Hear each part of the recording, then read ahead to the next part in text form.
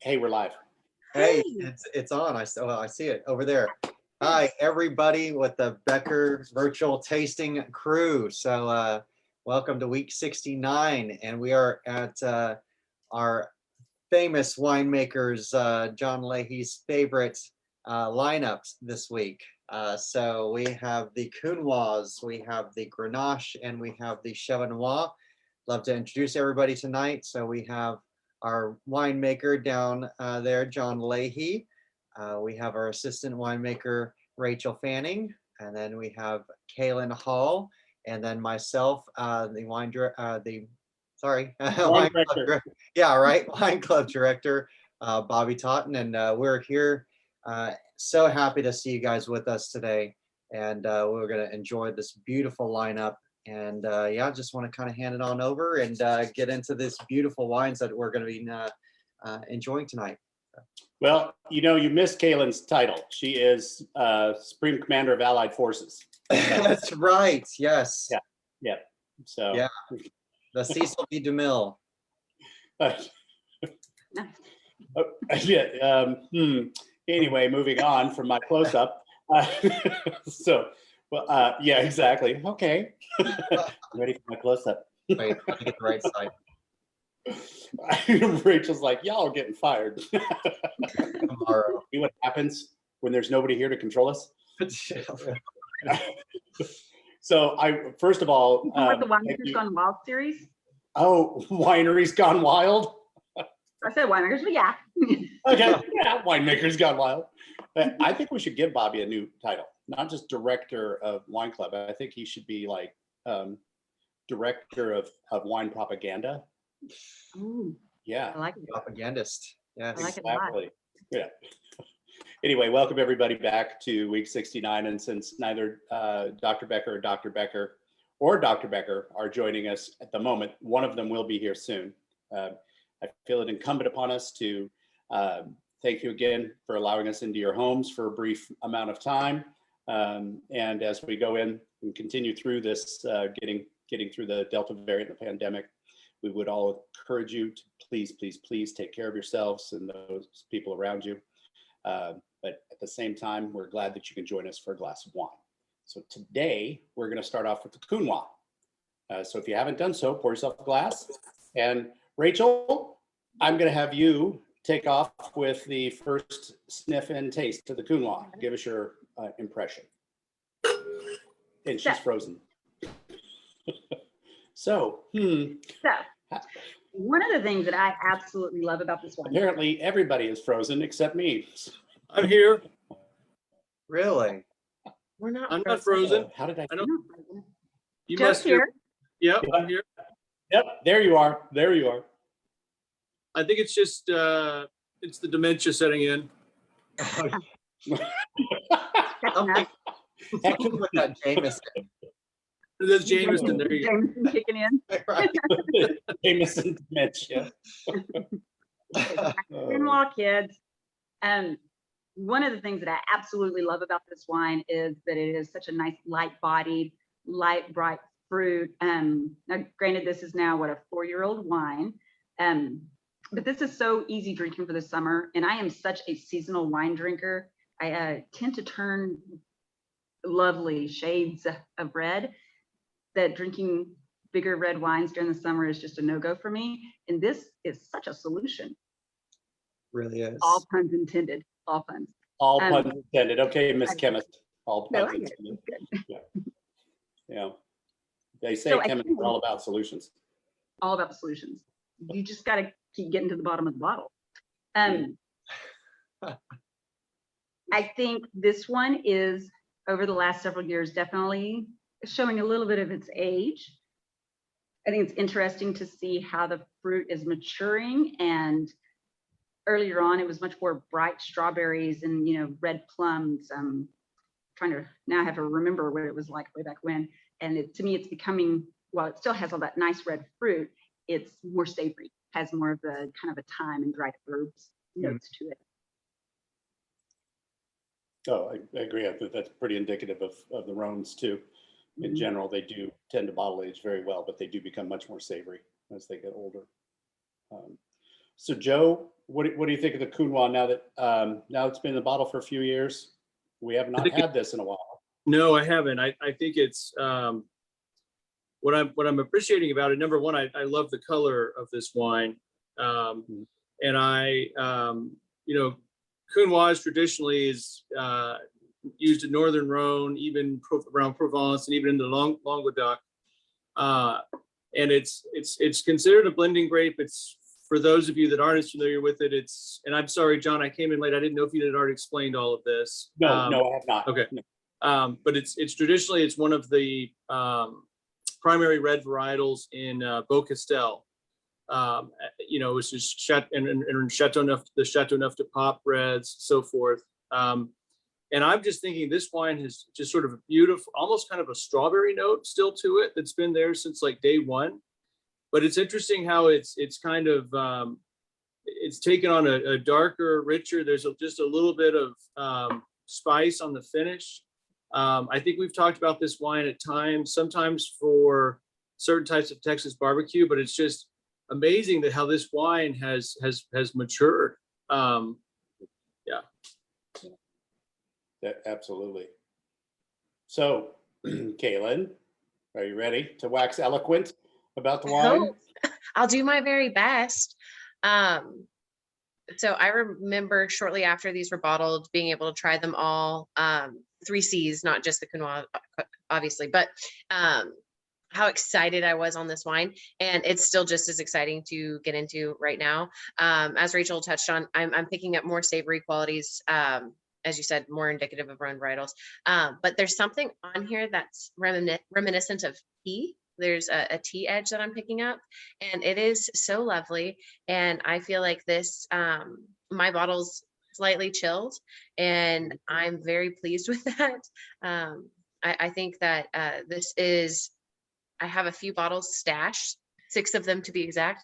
I feel like they're going to be consumed probably this summer and next summer, and then will be gone, sadly, but they're delicious. It's just presenting so beautifully right now that I couldn't imagine not enjoying it now. Right. So when you say tea, do you mean like green tea, black tea, herbal tea? I'm picking up black tea. Okay. And I feel like I don't want to say that this wouldn't age or anything, but for me, I'm a big fan of, if I like a wine right now, I want to enjoy it right now.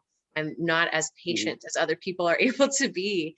And now this is the sweet spot for me. And I feel like I need to consume them while they're just lovely and delicate and fantastic. Oh, absolutely. Absolutely. Well, Kaylin, if you switch from coffee to black tea as your daily beverage of choice, you can enjoy your life 83% less. I believe that.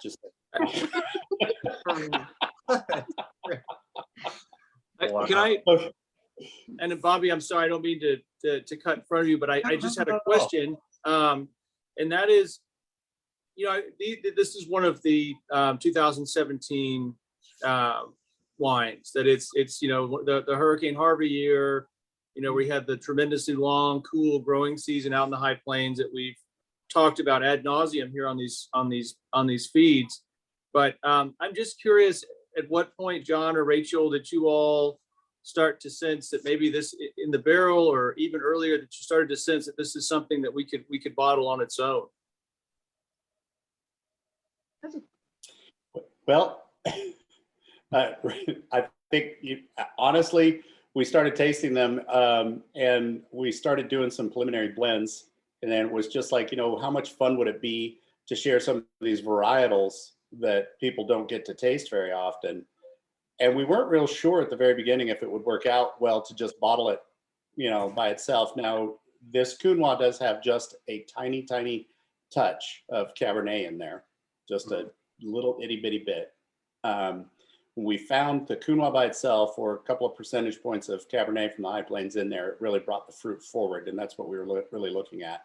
And I think we did it more or less to get it over bottle shock early, because we knew we were going into bottle quickly with it. But this just decided, honestly, that it was going to be a fun thing.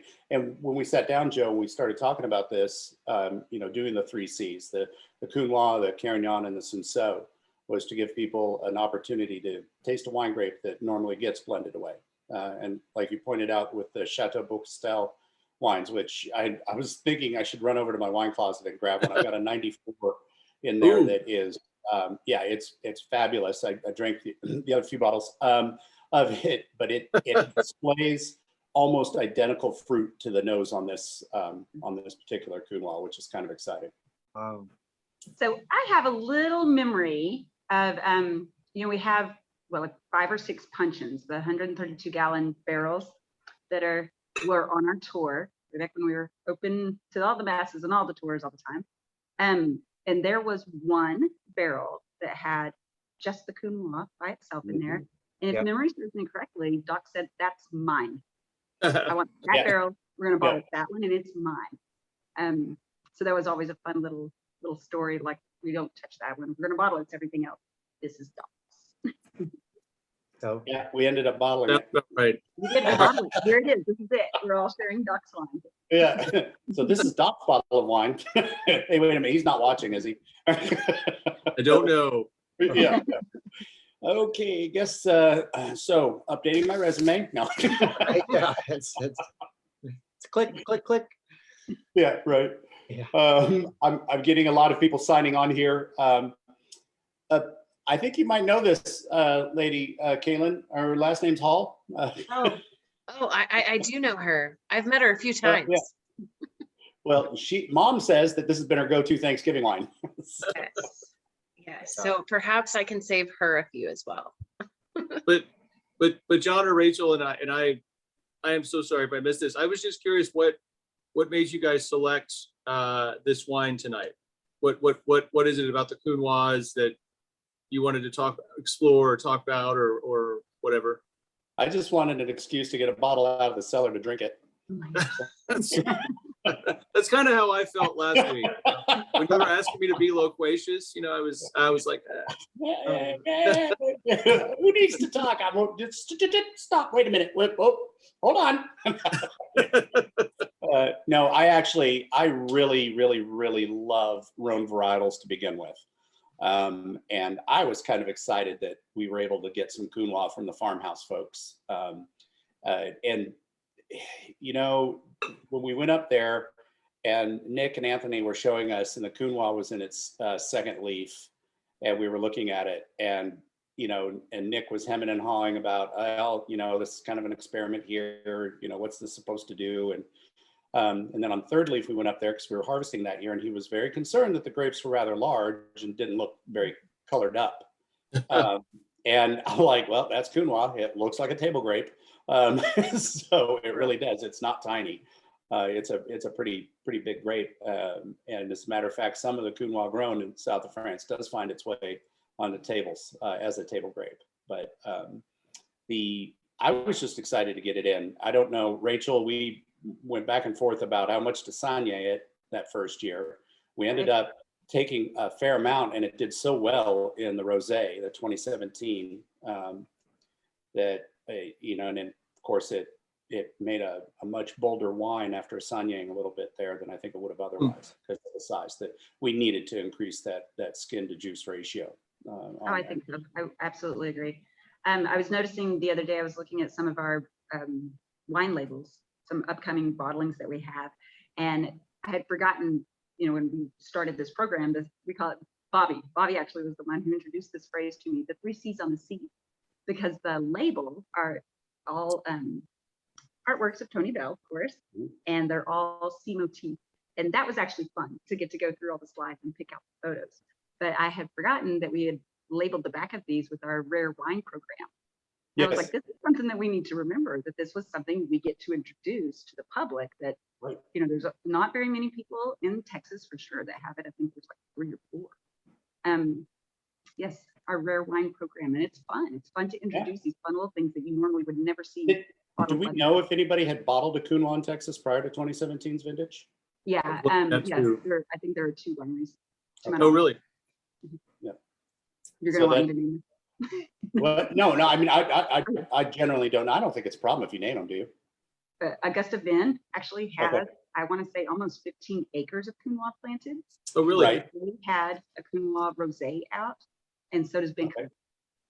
And Ben, Mhm. of course he does. Who was the lucky person there? Ben Calais. Ben Pillay. Oh, okay. Okay. Yeah, I think we need to toast that sexy man with his beard. I love Ben Pillay. He's a great guy. Yeah. Here's to you, Ben, buddy. I do Um, have to say, I do love this label. Rachel, you bring up a good point. And you know, the story with these labels is, as we've talked about, is they were, almost all of our labels are paintings from my dad's childhood friend, Tony Bell. And, you know, the sad story is he had all of these wonderful paintings at his house in, I think it was is it Mason? And it got struck by lightning and burned down in a fire. And I have to give a lot of credit to Brett for our previous general manager for tracking down and getting this big book of the images that we could use for our labels. And I love, I mean, these seascapes are, just as everything else he does, are beautiful. And they're on the other two, the Cinso and the Carignan. Yeah, it does, you know, and I didn't even think of it. 3 C's in the back of my mind. I was thinking 3 C's for the Counoise Carignans, and so, and Bobby's like 3 C's of the sea. I was like, oh, we did do. I like that, Bobby. Yeah, that was fun. Okay. And the greatness that we did and having our fun labeling time that we didn't even know we were doing. Right. Well, we were geniuses without knowing it. I know, had no idea. Quit telling on us. You don't know by now. What is it? I'd rather be lucky than good. Oh, and the nose on this wine just keeps going. I am absolutely in love with this wine. What do you get on the nose, John or Rachel? Andor. Andor. I don't know, what's Andor smell This like? definitely is like a floral perfumey quality Mhm. to it that I can't quite place because I'm just not that great with my florals, but I just don't know what that one is. But it's still, like you said, Joe, those strawberries, or maybe I can't remember if it was Joe, or if it was you, Kaylin, that the Yeah. strawberry notes are still there. And I Yeah. love that they have held strong this whole time. But you know what it reminds me of? And I know you guys tasted this a couple of weeks ago, the 15 Dolcetto. Oh yeah. Being the wonderful, beautiful wine that it was, as it matured in age, the savory notes that it took on, you know, where I feel like the fruit on it absolutely changed, and the savory notes just became so beautiful and lush. And to me, this reminds me of that transition. Oh, absolutely, it does. Right. Yeah, you know, the note, that unknown perfume. And I could be completely mistaken about this, but it reminds me a bit of linden flower on there. I mean, it's an obscure little So thing, but good job pulling out the most obscure one. well, I could have said lychee, but you know, lychee fruit, but you know, everybody's going to look at me like, what? So, but no, it does. And, but it's a general, beautiful, rich floral, not a sicky sweet floral, but more of a savory floral note on there that I'm really enjoying. I think that's why this wine is so approachable. You know, it's light bodied for a red wine, still has some of the structure that you're looking for in a red wine to drink, you know, which means it will pair up with some traditional foods that you would pair with a red wine, but I think it would also pair up beautifully with some non-traditional things that you might ordinarily think white wine for. But if you're a red wine drinker and you really want a glass of red wine, the hard thing is to find a good glass of red wine that's pairing with something that white wine would normally go with. And yeah, that we don't do Pinot Noir, which is a classic way of displaying that. And no, this isn't exactly like Pinot Noir, but it is a lighter bodied red wine. So in that class, it does. Which is actually interesting, I think, that, you know, and you guys probably absolutely know more and can speak more to why we don't do Pinot Noirs, but my biggest take on it is it's such a thin skinned grape, and it just doesn't hold up to, you know, our sun that sometimes is trying to kill us from the air. But Counoise does, you know, being this giant, light colored, not heavily tanned, still a big early ripening. I feel like it's relatively early ripening grape, but it still holds up to the sun, which I think is, you know, in all of our heat and our good Lord knows our wind in West Texas, it Right. handles it. Well, I think probably the primary reason we don't do Pinot Noir is because we enjoy making wine. Oh, gee. Um, Thank you. Yeah, right, I'm right there. with La, you. la, la, la, la, la, la, la. Sorry. I love Pinot Noir. I really do. And I think there's some good Burgundies out there, but I just had to say it because I know Rachel was going to give me the look. So, You're getting the look from us too, buddy. yeah, absolutely. Got that mute button. That's right. That's right. No nasty emails about Pinot Noir from anybody, please. It has its place. And if you do, just go ahead and send it to Wine Club at no. On it. Okay, I'm not seeing any questions about this particular wine from anybody. Hoping that my internet hasn't frozen, but Not like us, right? yeah, Right. you guys did freeze there for a second. At least on my machine, you did. It could have been me. I could be having a TIA, I guess, but I hope not. Was it anybody else smell toast? No. Okay, on to the next wine. I'm Are going to there lose my Google license. Yeah. Are there any other comments about this wine before we move on? Anybody on the panel? Personally, Yeah. I heard a rumor about the Counoise and that it was going to be blended in the Prairie Roti originally. Mhm. That was kind of a rumor that was thrown around. So I'm personally excited that it got to make the cut a part of our wine program here to showcase something different that you don't really get to see around in different wine regions around America and around the world. So I think it's great. Yeah, I well, agree, Bobby. I agree with that, and there is a good deal of accuracy to that story. But it's just, you're absolutely right. I mean, I love the Prairie Roti. I love the concept of the Prairie Roti, but this would have been a wonderful addition to the Prairie Roti, but I think it just wouldn't have gotten the appreciation that it's gotten. It deserved to be bottled as a single varietal for sure. True. yeah, well, we did save some aside for blending besides the bottling. So, it did make it into the GSM. Yeah. So, Oh, right. yeah.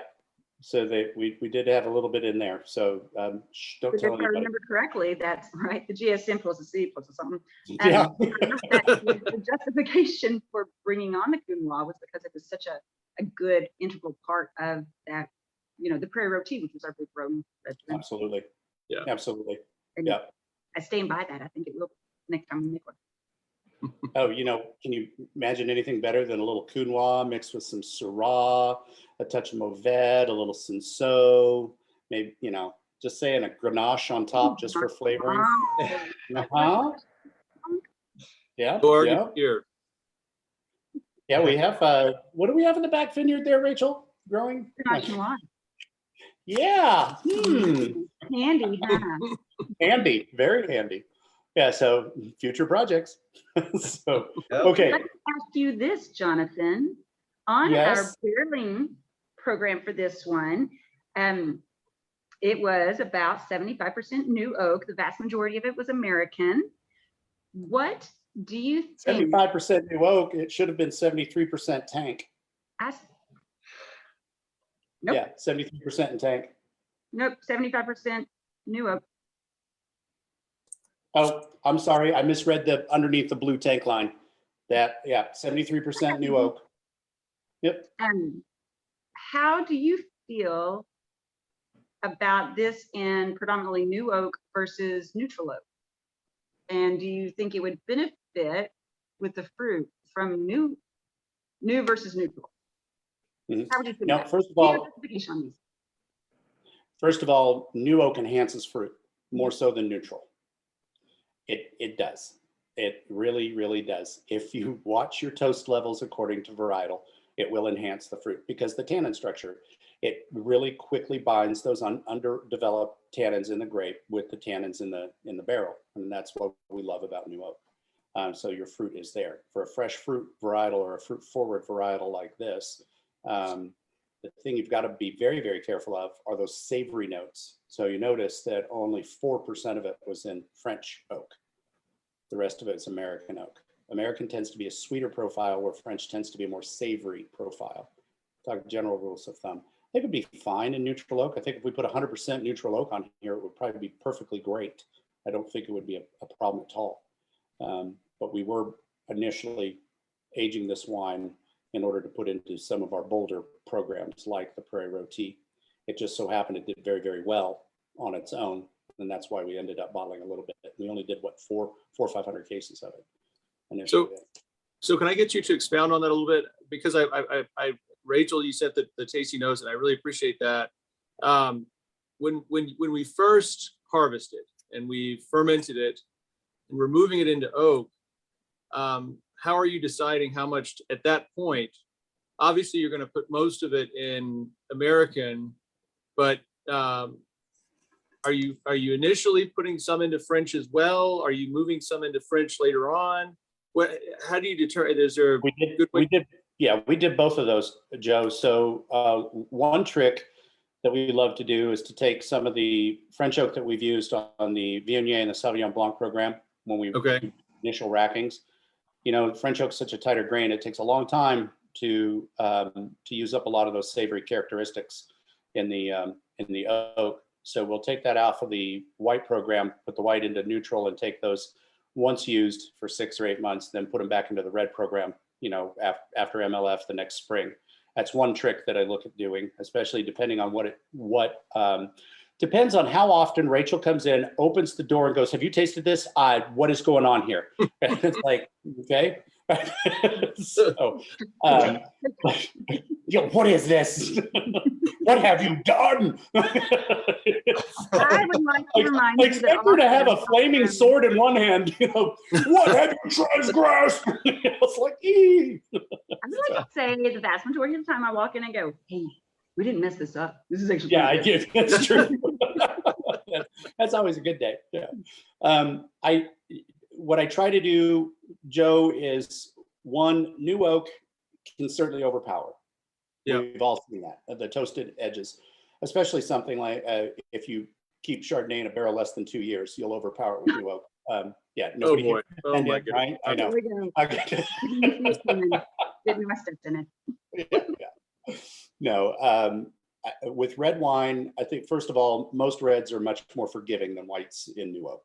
They always have been. One of the things you've got are those terpenes that are bound up in the red and will be bound for quite some time, probably, you know, 1.5 years plus before they start cleaving open. There are things you can do to force that earlier, but if you put that in new oak, you let it sit there and let Mother Nature take its course, you get the toasted notes from the oak, you get the tannin management position from the new oak, and then the wine naturally opens up more floral later on after those notes have already been absorbed. So you're able to have all three. Basically, it's a short case of having your cake and eating it too. Okay. So that's one thing to look at. American oak is a little bit different because it's not as tight grained as French oak. We don't have as many lines per inch as we do in French oak. And that's how we determine the grain tightness. The looser the grain, the fewer lines per inch, the more absorption of those toasted notes up front. What we call tasting oak is actually not oak. You're tasting the toast that we put the oak through. Okay. You're getting more up front. Now, we happen to use a particular varietal of American oak from Missouri, from one particular cooperage, one particular family that owns the oak trees. And these oaks are located in a cooler, denser area, the Southern Ozark Plateau, that grows a lot slower. So we have tighter grains. It's even tighter, those grains per inch or lines per inch are even tighter than the Minnesota oak, which is in a much cooler northern climate. So that American oak actually more readily plays towards the savory note, still has that sweet coconut almost or vanilla edge, but it plays more towards the savory note of French oak. So that's why that's the benefit of those. That's why I think that's why that American oak does so well with so many varietals that traditionally do very well in French oak. Okay. I think now I have put everybody to sleep online. Now we can get to the next wine. Okay, the next one up, Bobby, you have to lead off because I don't know if did I get to you on the Counoise? I don't think I got your opinion. Hit it just, you know, just a little bit, but I'm in agreement. I get the tea, the almost Mhm. like that floral hibiscus kind of characteristic. Get a little bit of cranberry, kind of sneaks up in there. But yeah, then get some clove on the nose, that little scent of clove. Right. But yeah, I think it's gorgeous. I've always been a fan of this one, and I agree. Like lighter summer red can chill it and serve it, especially with like some ceviche. Yeah, Oh, yeah. Oh, yeah. That's a good call. yeah. Okay, now I'm starting to want sushi for some reason. All right, onward and upward to the Grenache. The 2016 Talent Vineyards Grenache. I chose this wine in particular because of Drew Talent, and dealing with Drew since 2012, since I came on board, and the absolute beautiful fruit that Drew grows up in the Mason area, up at his place. This Grenache, the very first year we got it, he was worried that it wasn't coloring up well. And Grenache takes a long time to age, period, end of statement. It can age for a very long time. If we don't mess it up, as Rachel points out, we didn't mess this up. This wine came out very well. It aged beautifully in the barrel, but it has been aging extraordinarily well in the bottle. So again, it's a 2016, so going on 5 years old. We aged it a year and a half before bottling, so it's been in the bottle a couple of years.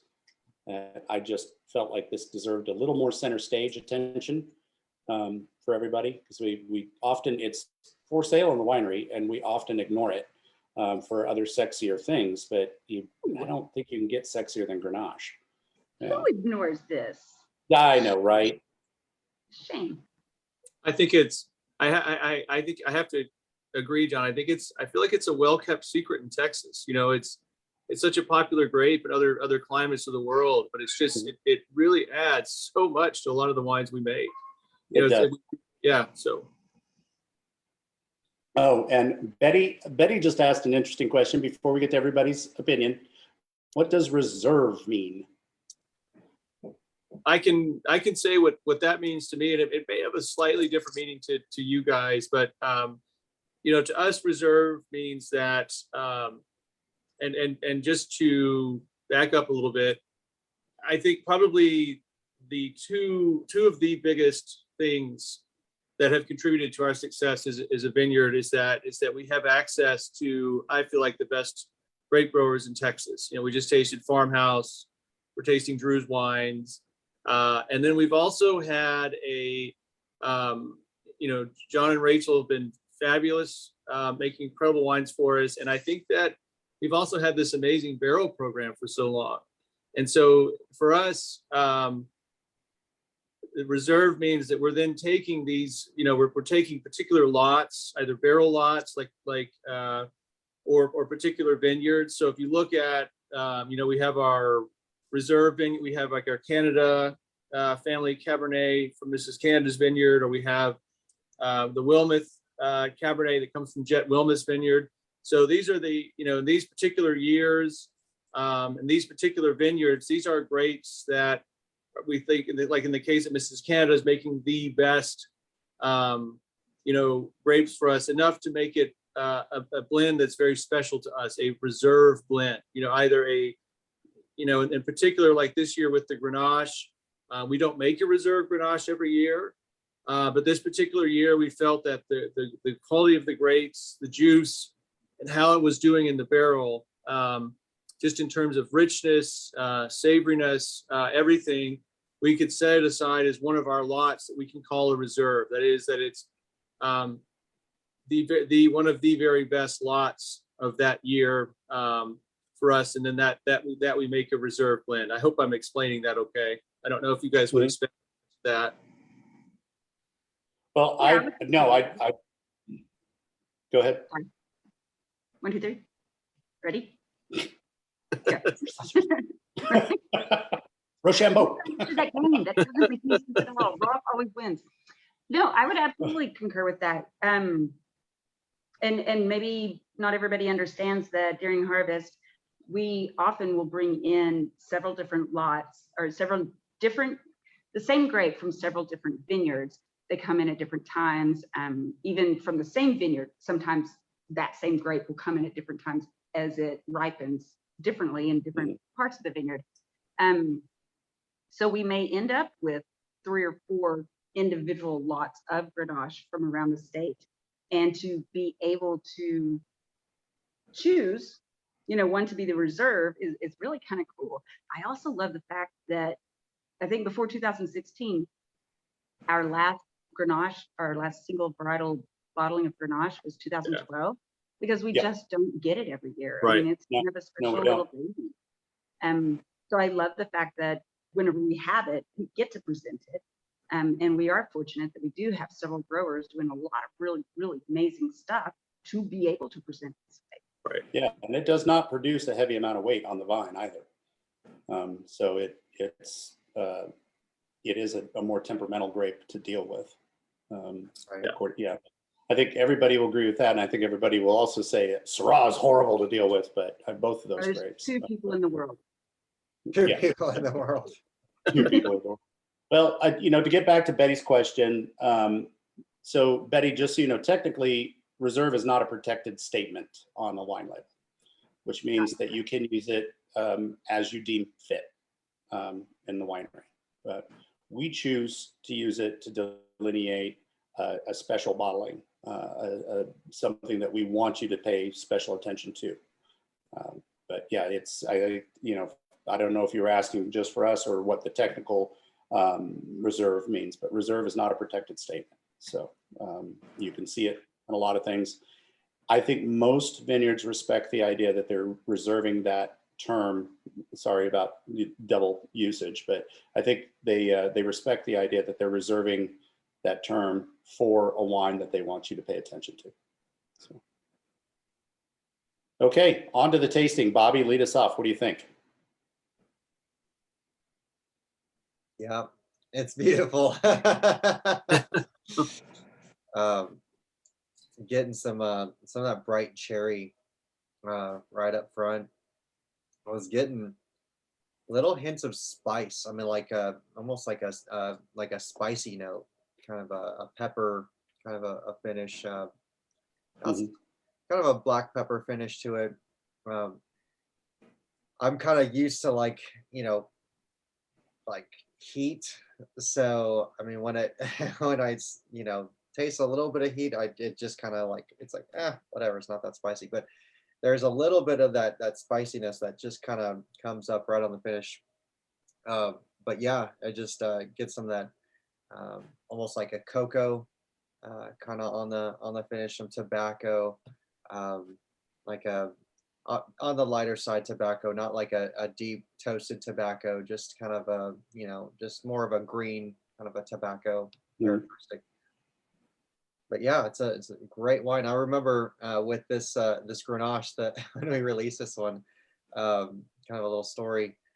We just bottled it probably 2-3 months, and I think it was a Valentine's dinner, and Yes. Dr. Becker wanted to showcase this wine, and we hadn't released it yet, and we had a former employee run over and said, Dr. Becker wants like 2 cases of this, and we were doing 6-pack bottles on it. So I was like, all right, let me jump on the forklift. Let's get in the warehouse and let's get those down, because he was so excited to release our new Grenache. And like Rachel was saying, the previous vintage 2012, which was one of my favorites. It kind of got me into the red wine kind of spectrum. But yeah, it was like, let's get this done. So I got kind of fond memories with this vintage of this Grenache. So Right. See, that's the part of wine that I love, is that when we drink it, we remember, especially if we've shared it in a good experience. So Kaylin, you're sitting there as quiet as a mouse. It's time to get you back in the ball game. Okay. Yeah. So The 7th inning, champ. We need your help. I'm trying. I'll do my best. So on this wine, I was excited that this was included in the lineup. every time I smell it, like the first thing I smell on it is it just reminds me of Christmas, if that makes sense. All of the baking spices, maybe a bit of herbaceousness, maybe like cooked strawberry pie, something along those lines. Right. Just very delicious. And on the palate, it's got lovely bright acidity. It's, you know, not overtly tannic or anything like that. And I still get some of the like almost baked fruits and really soft, maybe some florals. I will say I did pick up when Bobby was talking about the pepper, where it's like the very back end. There's something that hits just before that that reminds me almost of like warm gingerbread cookies, something along those lines. And this is not a sweet wine, which so it's nice that it has all of these lovely components and facets to it that, you know, aren't sugary sweet, but you do get that same satisfaction. And it's just really delightful. I'm happy it's here. Thank you. Now I want a gingerbread cookie. Me too. Yeah. Like, damn it. I am so glad you said that about the gingerbread, because as Yeah. Bobby was talking about the spice and the heat, and I kept thinking there's something that I'm seeing and I'm smelling, not seeing, I'm smelling it, tasting it, that I can't quite put my finger on it, but it's ginger. It's got like that nice little, like that little bit of a heat from the ginger. Yes. Plus all those like beautiful baking spices, the allspice. Always reminds me of Christmas. That's pretty cool. Good job, guys. Absolutely. Good job. Okay, Joe, what are you picking up on the So, Grenache? John, I was thinking first. I always love when you talk about when you taste a wine, you know, it brings back a memory. And so I'm gonna explain where the name comes from, but I'm gonna share a memory that I think about with this wine. So Chevaux Noir comes from, it's an evolution from Cheval Blanc, which literally means white horse. It's a traditional blend from Saint-Emilion in Bordeaux of Cab Franc and Merlot. And we always loved that wine. We love Saint-Emilion. We love Pomerol, which is near on the right bank. And so we always loved these darker, richer wines. And for me, and I have a little humor to this, but in 89 or 90, when I was in maybe like 5th grade, and gosh, my brother was probably just starting college, we took a trip to Bordeaux, and I think it was during this time when my parents were starting to think about starting a winery. We had purchased the property in the hill country, and I think we were driving around Bordeaux, going to small villages, which stories for another time, but just absolutely one of the most memorable trips of my life. And so, I was 10 or 11 or something, and my brother was in early college. And so we weren't quite at the time of our lives where we were appreciating, a 6 or 7 course French meal. And so one night, my brother and I got really frustrated. We're like, all right, we're hungry. We're not going to go sit and have 6 or 7 courses. And my dad was like, okay, whatever, take the rent-a-car. Your mom and I are going to have a date. So my brother and I drove into the town of Bordeaux, obviously along the Garonne, not the Dordogne. But yes, we picked up McDonald's, and I have to say we did. I think I had I believe I actually had a Royale with cheese. Oh my God. I was Quarter waiting. pounder. Yeah, right on. And but Of course you did, Vincent. Yeah, right. Thank you. But the memory means a lot to me because my brother and I took our food and we wandered out and we found this beautiful park along the river in the town of Bordeaux. And it was just kind of a nice moment I shared with my brother. It was, when I think back, it was like when I realized how much passion I have for doing this, and how much my brother does too. It's just it's a nice moment to think about. I love this. I really love this wine. I love the idea for it. I think I would just add to the conversation. It's got kind of, as it's aged, it's got these wonderful kind of grippy tannins to it on the finish. And I also think just talking about the contribution of American oak, you get that kind of nice, you also get a little bit of vanilla on the finish. And it's just, I don't know how much American oak this is, and if that's, but I really, that's what I'm tasting. Quite a bit of American oak because because it's Jet Wilmoth's Merlot that's in the Chevaux Noir. It's 20% of the blend, and a lot of that does go into American oak. And Jet is on, so we can't say too many nice things about him. Otherwise, he's gonna think he's the really important grape grower, and so we gotta try to, gotta nip that in the bud. No. So yes, Jet, we are using your wine once again. So, but the Cab Franc is of course Cliff Bingham's, the Bingham family. Beautiful Cab Franc. Oh yeah, it has always been beautiful Cab Franc. The Cab Francs between Bingham's and Reddy's go just two brilliant places to get Cabernet Franc from. So this particular one is a blend, 80% Cab Franc, 20% Merlot, and Joe, we did that kind of on purpose as an homage to Cheval Blanc, or as I like to say, the unknown Merlot in that movie. Yes. Yeah. Sideways. Because he's carrying around a bottle of Merlot and bagging on Merlot the entire time. So right, and so I probably didn't explain that very well. So Chevaux, we couldn't use Cheval Blanc, and there was already a Chevaux Noir. Yep.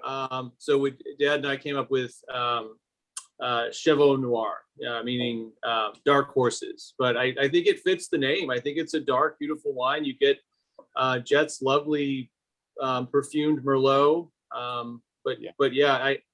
For those of you that don't know what John's alluding to in the movie Sideways, Paul Giamatti's character goes around the whole movie saying, "I do not drink Merlot. I do not hate Merlot." Mostly because in the book he talks about his ex-wife drank Merlot. But that was the whole, and that was the kitsch right there. Right. And he's got this. I don't remember the year. It was a crazy year. It was a good year, and of Cheval Blanc. And at the end of the movie, when he's sitting in the fast food restaurant and he's got the bottle hidden down. He's drinking a wine that has almost 50% Merlot in it. Yeah. So, anyways, that's a inside wine joke. I thought people got it. Had all the Cab Franc in there to save it. Yeah. Right. That's right, Rachel. Yeah, exactly. Okay, Rachel, what do you get off the Chevaux Noir? Pyrazines. I mean, immediately, right off the bat, there is just a ton of pyrazines, which I personally love. And I know that there's a trend out there to remove some of the pyrazines out of wines as though they're a fault or a flaw. And I just do not agree with this one at all. I can understand support you more than that. You're doing this. Absolutely. Are you telling me like, cut it off. No, I agree. No, this is what the grape is, and it's what it does. You just need to let this baby just show up. Well, that's what we do. We make natural wine. And I apologize. I didn't mean to I have to say, I just totally screwed us up and transitioned. I don't know why I transitioned us from Talent Grenache to the Chevaux Noir. We were at the tail end of the Grenache. And okay, all right. So because you already said, no, that's not a problem. Yeah, we're all good. Also, I loved your story, and I wanted to say that I don't think it's every memory of a 10-year-old kid in a 18, 19-year-old brother so they can enjoy their drive through France with their parents. No, thank you. Absolutely had to have McDonald's. That's up there with my dad talking about Sauvignon Blanc and Chablis. So oh my God, that's awesome. Nothing can test. That was the best.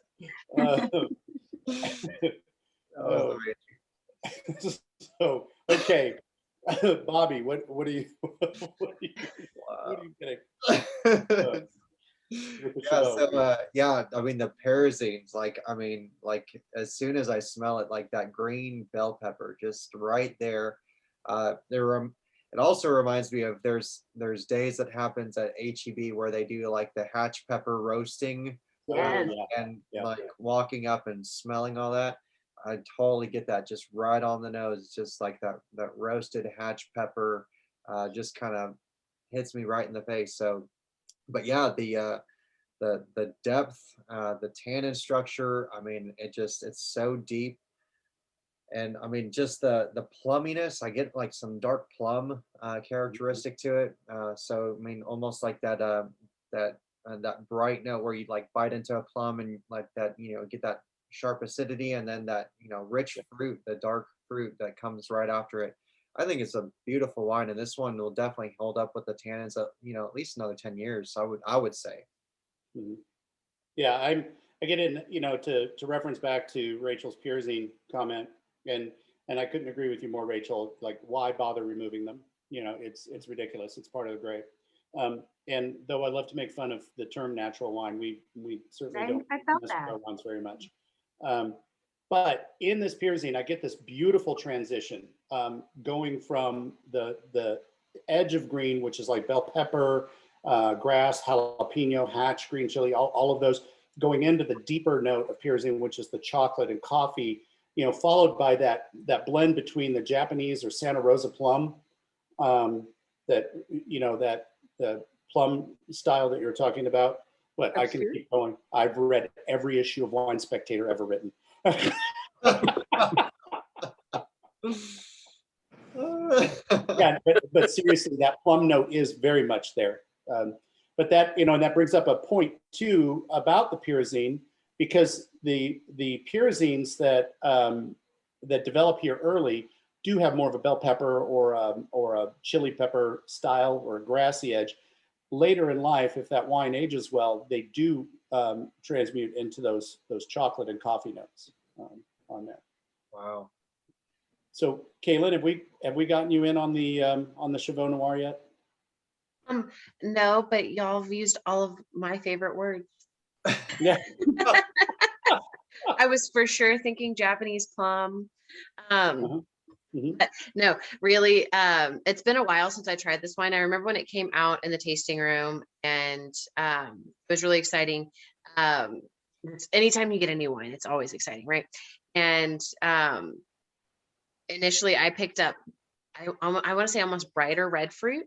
And I feel like some of those have mellowed out. And for me, I'm picking up more of both the young piercing content, as in green pepper and all that on the nose, but on the palate, I pick up more humminess, more chocolate notes, more coffee notes, and things of that nature.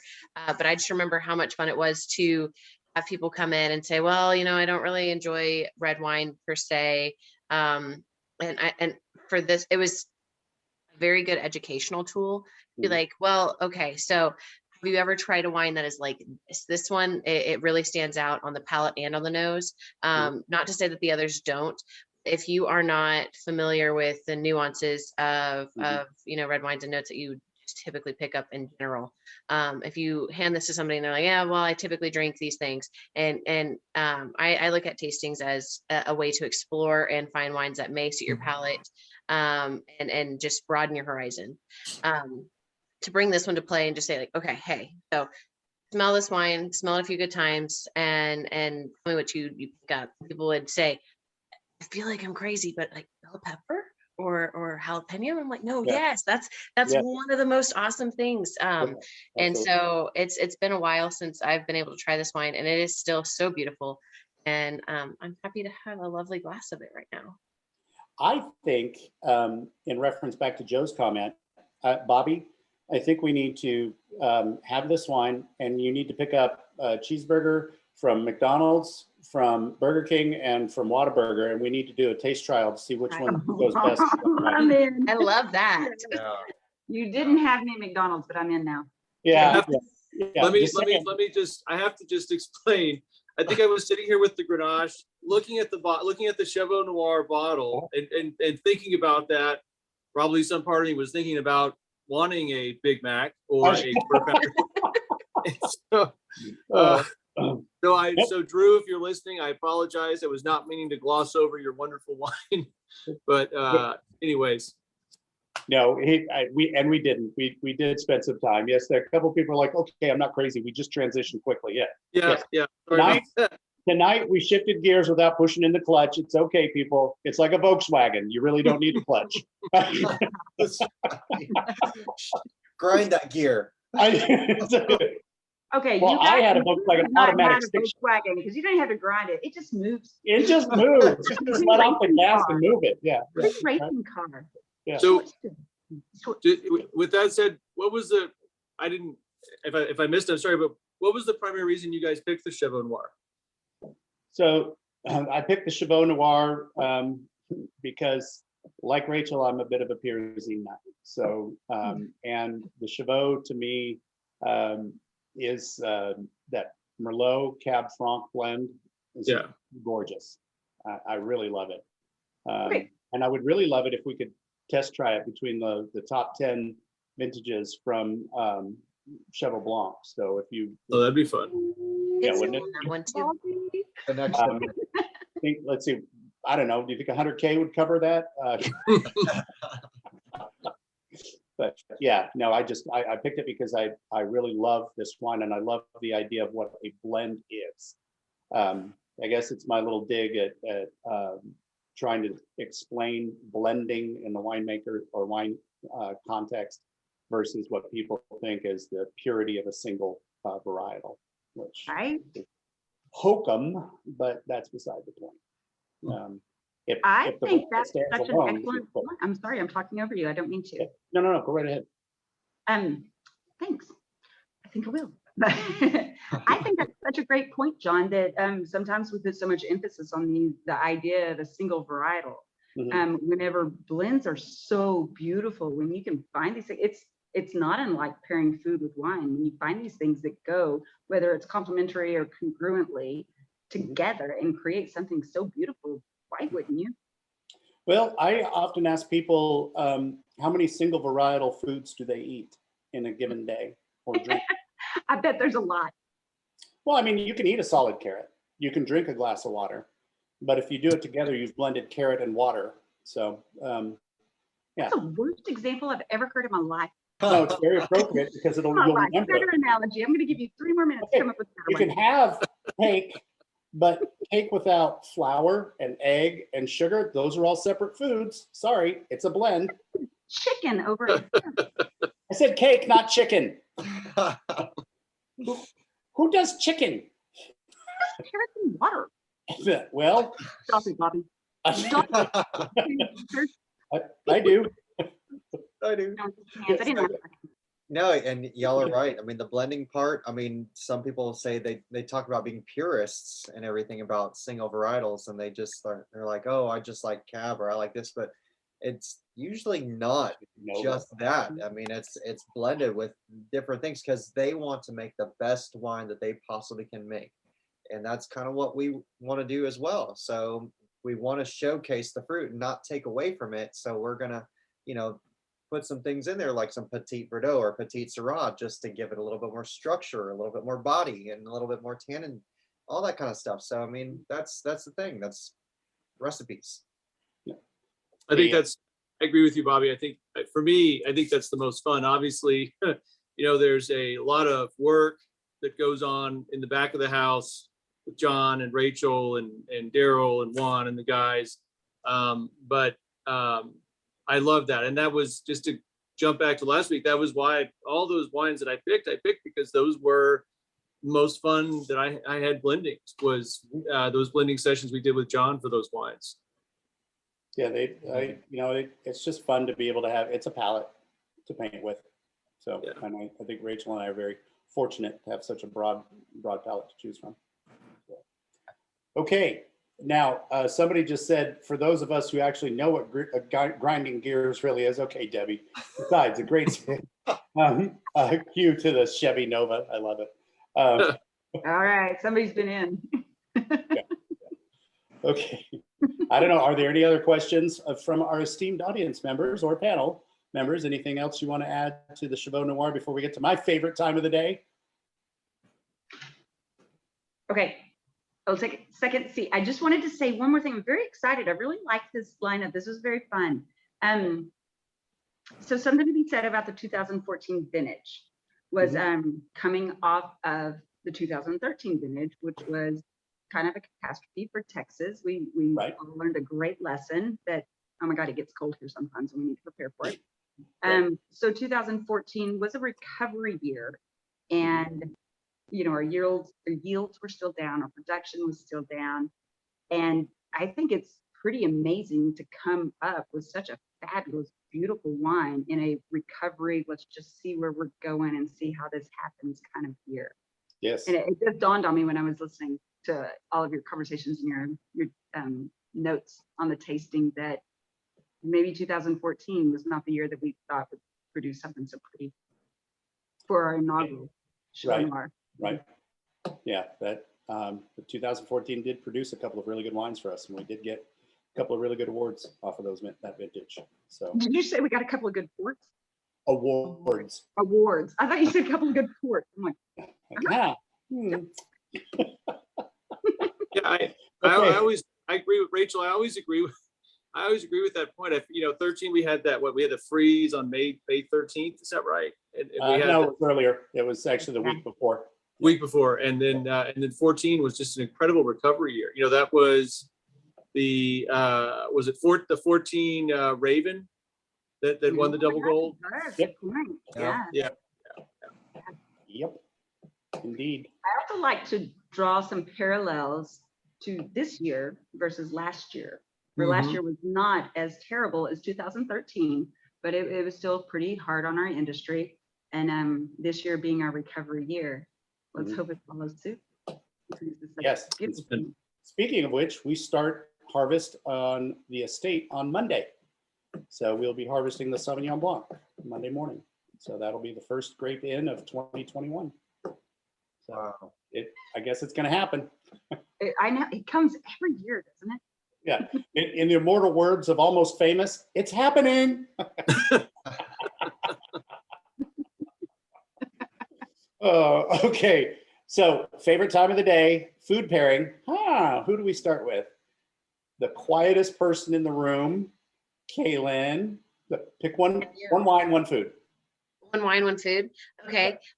So tonight I am planning to grill some really good chicken, but I make this really delicious cilantro, avocado, lime salsa with a little bit of heat on it. And I think that's what I'm gonna have with the Counoise. Okay, sounds so we're going to silly. Kaylin's house. Yeah. It's pretty good. I'm excited. I'll keep you updated. I'll keep you posted, let you know how it goes. Okay, sounds perfect. All right, Bobby, what's up? Wine and food. Oh man. So I'm sticking with the Counoise and the ceviche. Oh, yeah, yeah. Okay, I mean, it's yeah. I I'll mean, let it slide this one time. anything else, I would do the Chevaux Noir with the beef bourguignon. Yeah. Oh, Ooh, yeah. that'd be good. Yeah, it would be. Okay, Rachel. All right. One wine, one food. So in my normal, I am going to hear your question and I'm going to Answer ignore what pieces and parts of it and say, because I was prepared, man. I was almost, I oh, was 2/3 prepared for this. then you go with as much as you want. I got witnesses Yeah, yeah. You do running what? with that one. So we talked early on with the Counoise blacked that out. we could, what? I blacked out. I don't remember what I said. I got witnesses. So whenever we first released the Counoise, we said how perfect it would pair with barbecue.